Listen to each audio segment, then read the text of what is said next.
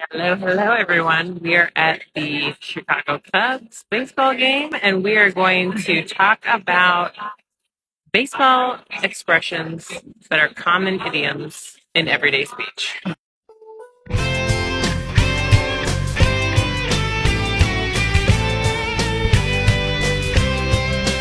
All right, our first idiom with Alex. Here we have Alex is ballpark figure. Alex, what's a ballpark figure? Something that's an estimate that is about what you might think that it is. Excellent. Like how much is spent on hot dogs at a game? Give me a ballpark figure. All right, everybody. We're here with Garrison. And Garrison, what does knock it out of the park mean? To do something as best as you can possibly do it. Absolutely. Garrison just knocked that out of the park. All right, everybody. We're here with Josh. Josh, what does it mean to be on the ball? It means to be precise. Know what you want to do and do it. Yes, like Josh. Yes, ma'am. Josh is on the ball. I called the Contreras home run. What'd he do? On the ball, hit it out of the park.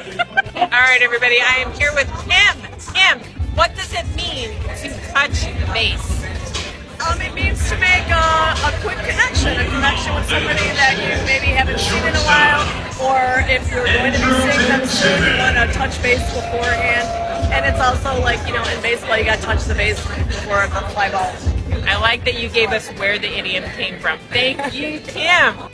Okay, we're here with Rachel. Rachel, what does it mean to throw someone a curveball? Wow. When someone throws you a curveball, they say something that or do something that you're not expecting. So, Excellent. like, for example, Katie just said, hey, you want to be on a TikTok? And so Katie just threw me a big curveball. That's a good example.